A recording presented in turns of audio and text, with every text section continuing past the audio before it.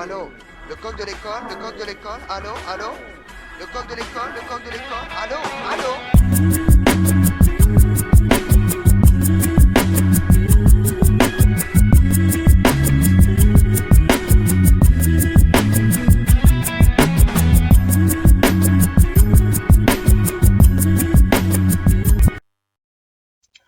What's up, Milwaukee? What's up to the whole United States? This is your boy Track Lacer. I'm up early in the morning. Got a nice little interview to go to. But before I go on my interview, it's time to get into Batman versus Superman. Dawn of Justice. And let me just say off the top, all of the, I guess, negative reviews currently on this system called Rotten Tomatoes, currently it's about at a 39%, they say. And so Rotten Tomatoes is just where they take all the reviews that everybody has given and then they kind of do an average. They bring them together. So like basically 60% of the critics think that the movie is garbage. I'm giving the movie a B-.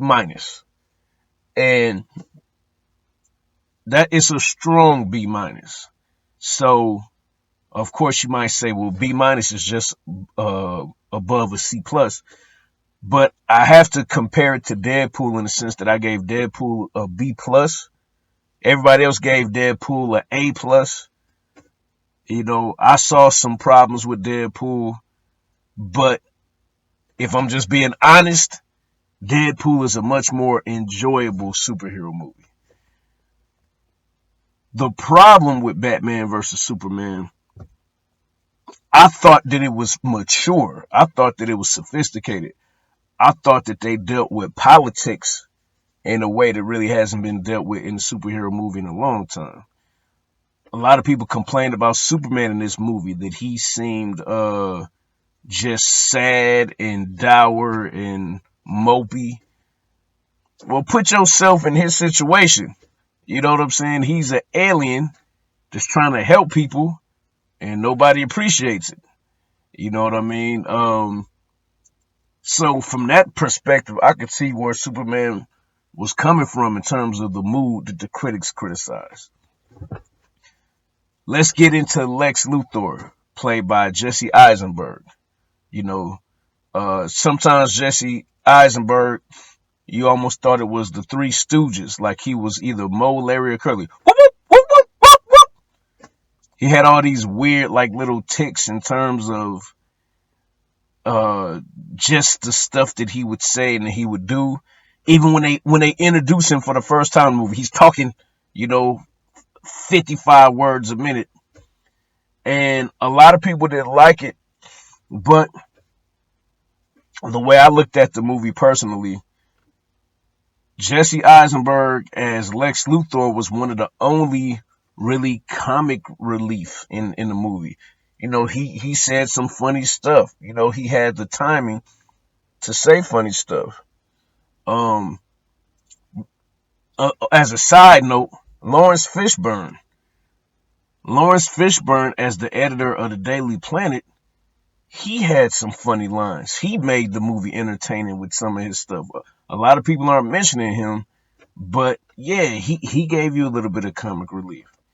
So I think Jesse Eisenberg did a lot better than, you know, all the complaints that he's getting, because even though he was the bad guy, he was supposed to be evil, he still was pretty funny, and the movie needed that.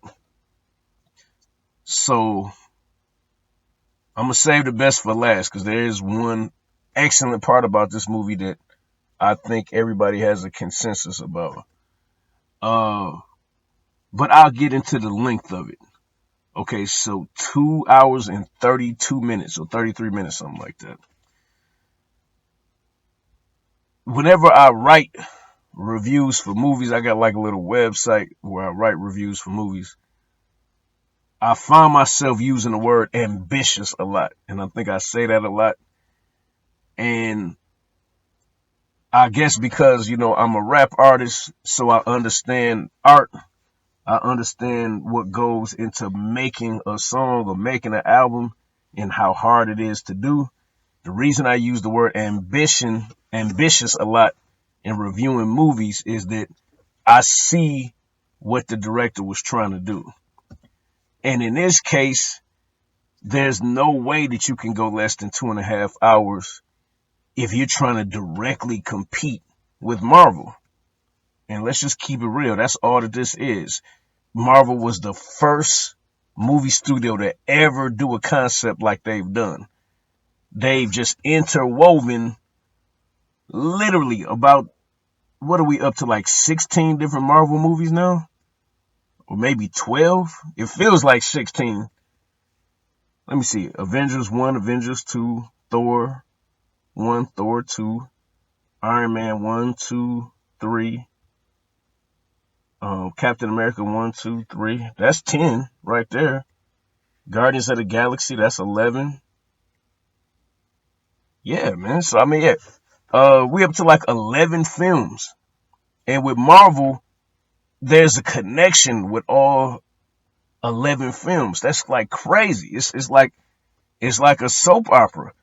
And in order to do that, you just got to have a really good team. So I wasn't tripping off how long the movie was because it really needed to be. But I would say the biggest criticism and why this movie gets a B- as opposed to a B or a B+ is that I don't think they put enough thought into how to make the story flow more smoothly and how to keep the story interesting in between the action.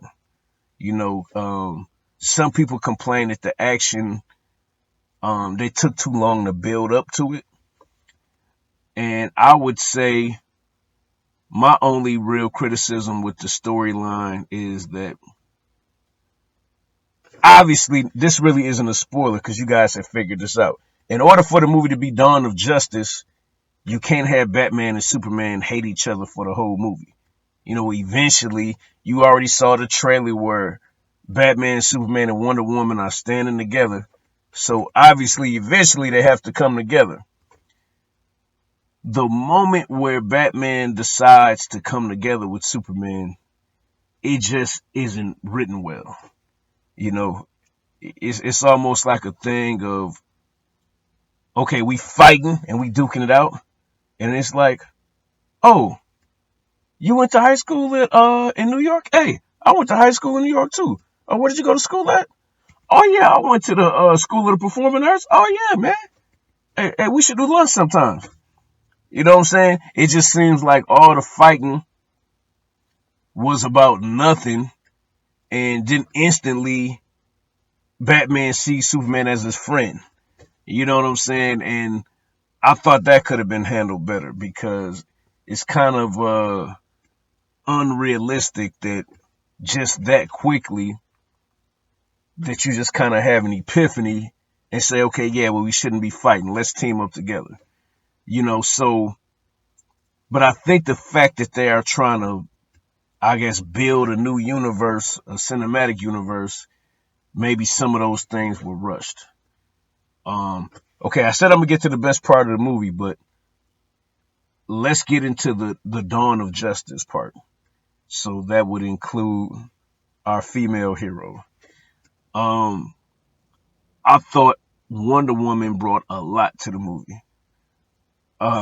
Surprisingly, I thought she was as good as Diana Prince as she was as Wonder Woman. Like both of the scenes that she was in, she had the very elegant, evening dresses on. So she kind of reminds you of like a James Bond type of character, like, the female espionage, like what is she up to? And then when it came down to fight, yeah, man, she's worth the price of admission when it comes to fighting. You don't see a whole lot, but what you do see, you see Wonder Woman has no F's to give whatsoever. Like, she is just right up in you. Like, no fear at all. You know what I mean? So when she's out there helping against Doomsday, like, it's a sight to behold. And I will also say, obviously, I saw this on a Thursday night before it premieres today on Friday. When she appears for the first time as Wonder Woman in her full regalia, ready to fight, the crowd just lost their mind. You know what I mean? So that was kind of a good feeling. You know, that's what makes going to movies an experience. So Wonder Woman is tight. I could definitely see people wanting to see her solo movie now. And I could definitely see her as almost being neck to neck with Batman in terms of being a fighter. You know, obviously Superman being the most powerful. But they do let you see the other people that may or may not be joining the Justice League, and it's brief. But I also saw criticisms about that people thought that it was shabby how they revealed them. And I just don't get all this criticism. I mean, it was nice. What they showed was good. And yeah, it didn't spoil too much. Like, the little glimpses that they gave you of these other Justice League members is going to make you guys want to see that Justice League movie. It's like people just complain about everything. So I'm definitely not going to spoil who they show. I might be spoiling a little bit by telling you that it's brief, but you shouldn't be mad at me because you kind of know it makes sense that it's going to be brief, what they do show. And by the way, it's not an end credit scene. So I guess that's one of the things that DC wanted to do to be different than Marvel, is not do the end credit scenes. Cause I guess they look at it like we just completely ripping you off if we do that, you know, cause we got to have a little bit of originality. But, let's get into the best part of the movie. And I don't think many of you will be surprised by this, but Ben Affleck, and maybe, just maybe this is just me talking. Maybe Ben Affleck was such a better actor than Henry Cavill in this movie that maybe that's where the negative reviews are coming from. Because Ben Affleck is 100% believable as Batman, and he's 100% believable as Bruce Wayne. And his fight scenes are clear. You can tell what's happening every time.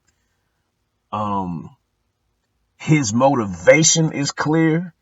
Like when you see what happens to Gotham at the start of the film, and as you've kind of seen from the trailers, you understand where Bruce Wayne is coming from.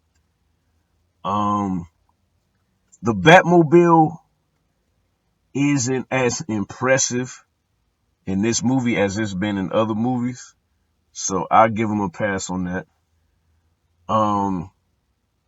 Batman is a lot more ruthless in this movie, and I kind of think it makes sense because the one thing about this movie that people are not praising it for is that it's really set in reality.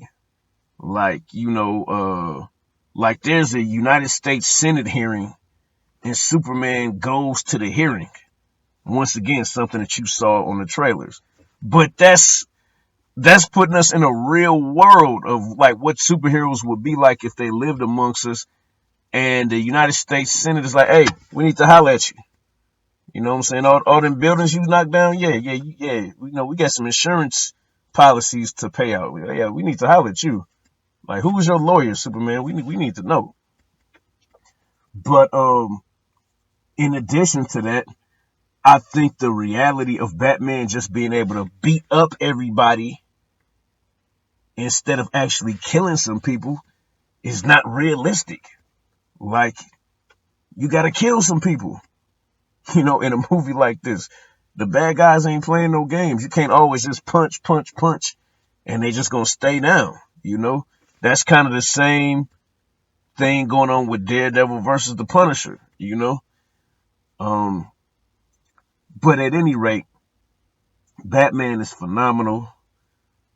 Not to spoil it, the actual fight, because Batman vs. Superman does have to have a fight. But when Batman comes up with the ideas of how he's going to fight Superman, it's believable. You believe, that he would have thought of that. And you also believe that it's enough that he could really do some damage to Superman, So, hope you enjoyed my review. It was 15 minutes long. Y'all know who I am. I can really go when it comes to talking about this type of stuff. But do not listen to the critics. Definitely go see the movie for yourself. Don't wait for it to come out on Redbox. And as an artist, as a hip-hop MC, I definitely tell you don't bootleg it. I've always been anti-bootleg. All of y'all who know me personally, support people's art. All right, man. Wish me good luck on my interview. I'm going to holler at y'all soon.